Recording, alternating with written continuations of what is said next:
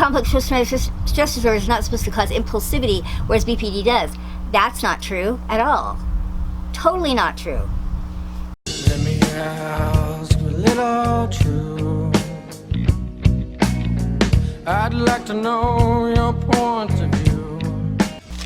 Hi everybody, welcome to Evening TV. I'm Evening Ransom. I haven't done a lot about borderline personality disorder on my channel because I just didn't know a lot about it. I didn't have a lot of experience with it. I didn't know anyone in my life that had that diagnosis. I wasn't familiar enough with it to feel I could talk about it. But I have come around to learning about it via other avenues. And the other avenues were all my study about some of the symptoms of CPTSD, specifically hypersexuality, promiscuity, and that kind of thing. And that led me into BPD. Because stereotype is that BPD diagnosis is given to females and that they are known for being hypersexual, great in bed kind of thing. And I find that all these myths are so not true. It's like the whole thing with the narcissist being a great lover I didn't think was so great. The more I sort of looked into BPD, the more I saw a recurring problem that I noticed kind of across the board in several different areas, and I just kind of wanted to talk about that for a minute. For instance, when looking at the substance abuse thing and the addiction piece of it, which is was a focus of mine after what happened with my son, what I noticed was the big issue. The reason that we were missing the boat, the reason we're not getting anywhere with addiction treatment, is because they're ignoring trauma. Well, trauma is really the problem. Addiction really is a solution. Addiction is a symptom of trauma because a traumatized person was dealing with depression or anxiety or low self-esteem or whatever the symptoms of the trauma were, that was unbearable to them. Life was unbearable to them, so they found a solution in drugs. And drugs made it possible to live life, to cope with life, temporarily, until they became a problem all their own. But that is what happened. Then they become an addiction, and the addiction's a problem all its own. But it's still a symptom of trauma. And so focusing on the addiction isn't going to do us any good. We have to get to the core problem. And this is the main flaw that I see in psychology and in the treatment and how we treat all these mental disorders. We are so caught up in these diagnoses and these, differentiating one from the other, when really I can't think of any of them that aren't caused by trauma. They do say that there is a genetic component to BPD. But I don't know that I'm completely going to sign on to believing that. I'd like to see a lot more proof about that. And the thing of it is that if you listen to even just the psychologists that are on YouTube, but you follow several psychologists and read everything they have to say about any one subject, and it will completely all contradict each other. You will be so confused on any subject. You will be so confused by the time you get done reading what 10 psychologists have to say about it. There is not a consensus on just about hardly anything.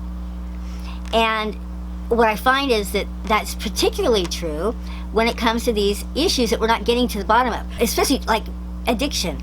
We know nothing about addiction because if we did, we wouldn't be using this antiquated system that fails everybody. But that's what we do. We use this old technology that's failing everyone, and we haven't done any better in decades and decades and decades. Well, enough people die every 3 weeks that died in 9/11. So it's, really ridiculous. It's a huge, huge problem, and we're just so under-responding to it. Just like addiction, BPD holds a stigma. And a lot of psychologists don't want to deal with, and they say they're incurable and all this kind of stuff. There is such a parallel between these issues. It sounds to me, BPD sounds so much like complex post-traumatic stress disorder. Even when you listen to what there's supposed to be some differences, I don't see that that's so true. Like impulsivity, they said complex post-traumatic stress disorder is not supposed to cause impulsivity, whereas BPD does. That's not true at all. Totally not true. It's just one example. But, so to me, they sound very much the same. And also, so does addiction sound very much the same. And so a lot of these behaviors sound very, very much the same. And so why we can't just think of them as manifestations of trauma, I don't know. I do not know. I don't know why there's a benefit to labeling them and trying to figure out where the differences are. And it seems so totally arbitrary to me in the first place. But we certainly shouldn't be stigmatizing anyone, and we shouldn't be saying anyone is incurable and all this kind of stuff. And we also shouldn't be, just as addiction, I don't believe that these are diseases, disorders, and I also don't believe addiction is a disease. I don't believe that that's the popular thing to say now. And the reason for that is because it is better than blaming the addict, making the addict so to blame for it. But it is better than that. But it's still not a disease. It's not a disease that, is out of their hands. That makes them powerless and helpless. It's not just like diabetes. It's not like that. They actually can make choices and change their behavior, and that can fix it. That can make it go away. So it's not a disease.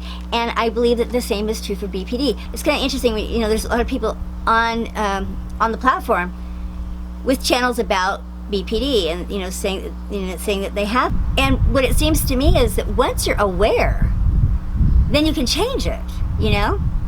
That seems like the pivotal moment. Once you're aware, you can change it. You can take responsibility for changing it. I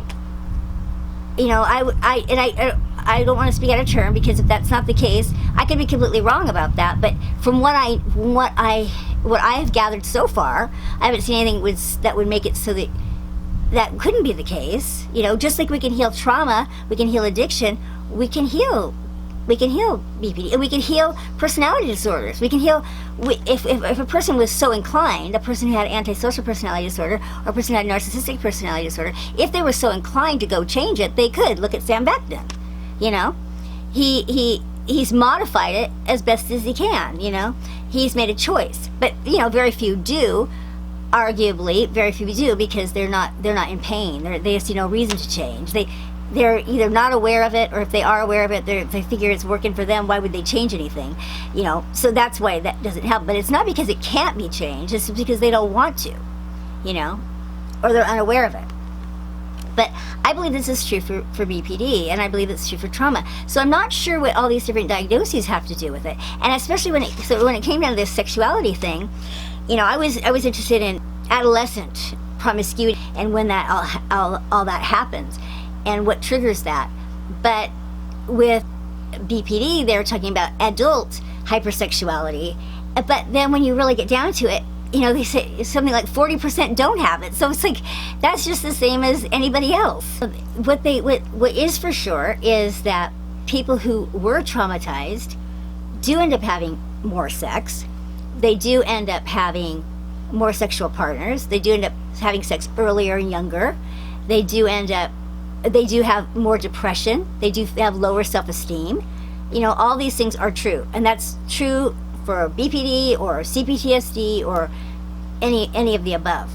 But what they say are the telltale signs of BPD versus just trauma: intense, unstable relationships.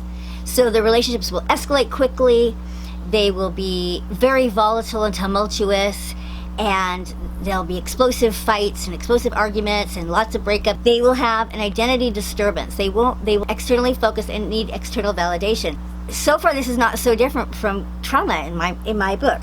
The intense, unstable relationships, that may not be exactly the same. They do seem to have really strong access to their anger, which is certainly different from what I was like. I could not access anger. But anyway, getting to that, we're not quite there yet. 4 is they're impulsive. They have impulsivity. Some say that isn't supposed to be a telltale sign of trauma, but I disagree. They have, and this is another one they said was different from trauma, which I also disagree: suicidal ideation, suicidal behaviors, suicidal thoughts, suicide attempts. A lot of traumatized people commit suicide, do a lot of really dangerous things, my son included. He didn't have borderline, he had trauma, and it was deadly. To me, the most unique quality was the affective instability of mood, the rapid fluctuation of mood. Next is a chronic feeling of emptiness, chronic feeling of emptiness, that I think it probably has a lot to do with why this sexual behavior goes on. Either they're doing that to suppress that feeling or to fill it up or something. So they're constantly trying to fill it up, which is why substance abuse happens, which is why addictions happen, etc. They have inappropriate and intense reactions to things. They're very thin-skinned. Of course, doesn't this sound like narcissism? What ends up happening is that then they're thin-skinned, they react really badly, then they get remorseful, then they get really intensely afraid again about abandonment. They're going to get abandoned for their bad behavior, and then they turn their loathing on themselves. So it's this bad cycle that just keeps going downward. Then lastly, they have paranoid ideation. So paranoid about, what's going to happen, who's against them. What I thought was pretty problematic was that leading treatment for it ignores trauma. And it just makes no sense to me. That just makes no sense to me. And there were a few things about it that kind of bothered me.